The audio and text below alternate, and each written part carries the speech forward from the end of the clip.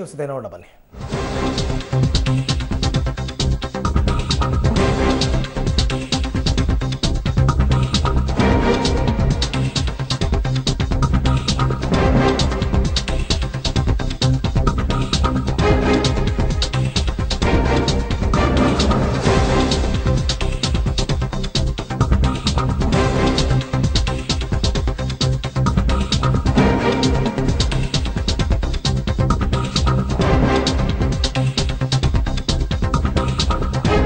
ಇನ್ನೇನು ಕೆಲವೇ ಕ್ಷಣದಲ್ಲಿ ಕೊಪ್ಪಳದ ಗಂಗಾವತಿಯಲ್ಲಿ ನರೇಂದ್ರ ಮೋದಿಯವರ ಘರ್ಜನೆ.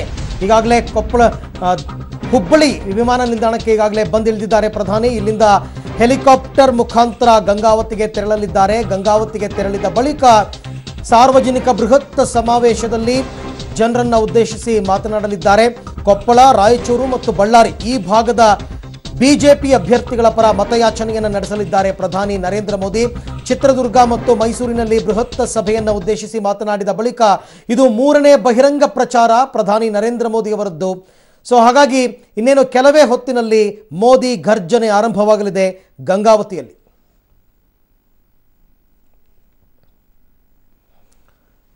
ಕೊಪ್ಪಳದಲ್ಲಿ ಕರಡಿ ಸಂಗಣ್ಣ ಬಿಜೆಪಿ ಅಭ್ಯರ್ಥಿಯಾಗಿ ಸ್ಪರ್ಧೆಯನ್ನು ಮಾಡಿದ್ದಾರೆ. ರಾಯಚೂರು ಮತ್ತು ಬಳ್ಳಾರಿ ಒಂದು ಕಡೆ ಬೃಹತ್ ಸಮಾವೇಶವನ್ನು ಆಯೋಜನೆ ಮಾಡಿದರೆ ಸುತ್ತಮುತ್ತಲ 3 ಅಥವಾ 4 ಲೋಕಸಭಾ ಕ್ಷೇತ್ರಗಳಿಗೆ ಅನುಕೂಲವಾಗೋ ರೀತಿಯಲ್ಲಿ ಸಮಾವೇಶಗಳನ್ನು ಆಯೋಜನೆಯನ್ನು ಮಾಡಲಾಗುತ್ತೆ. ಈ ಬಾರಿ ಕೂಡ ಅದೇ ರೀತಿ ಕೊಪ್ಪಳ, ರಾಯಚೂರು ಮತ್ತು ಬಳ್ಳಾರಿ ಈ 3 ಲೋಕಸಭಾ ಕ್ಷೇತ್ರಗಳನ್ನು ಗಮನದಲ್ಲಿ ಇಟ್ಕೊಂಡು ಕೊಪ್ಪಳದ ಗಂಗಾವತಿಯಲ್ಲಿ ಬೃಹತ್ ಸಮಾವೇಶವನ್ನು ಉದ್ದೇಶಿಸಿ ಪ್ರಧಾನಿ ನರೇಂದ್ರ ಮೋದಿ ಅವರು ಭಾಷಣವನ್ನು ಮಾಡ್ತಾ ಇದ್ದಾರೆ. ಇದಕ್ಕೋಸ್ಕರ ಈಗಾಗಲೇ ಸಿದ್ಧತೆಗಳು ಕೂಡ ಪೂರ್ಣವಾಗಿದೆ. ಬಹುತೇಕ 1.5 ಲಕ್ಷ ಜನ ಇವತ್ತಿನ ಸಮಾವೇಶದಲ್ಲಿ ಭಾಗಿಯಾಗ್ತಾರೆ ಅಂತಕ್ಕಂಥದ್ದು ನಿರೀಕ್ಷಿತವಾದ. ಇದರ ಜೊತೆಗೆ ಇವತ್ತಿನ ಭಾಷಣದಲ್ಲಿ ಅವರು ಮೈತ್ರಿ ಸರ್ಕಾರವನ್ನು ಯಾವ ರೀತಿ ತರಾಟೆಗೆ ತೆಗೆದುಕೊಳ್ತಾರೆ, ರಾಜ್ಯ ರಾಜಕೀಯವನ್ನು ಯಾವ ರೀತಿ ಆಡಳಿತ ಪಕ್ಷವನ್ನು ತರಾಟೆಗೆ ತೆಗೆದುಕೊಳ್ತಾರೆ ಅಂತಕ್ಕಂಥದ್ದನ್ನು ನೋಡಬೇಕು.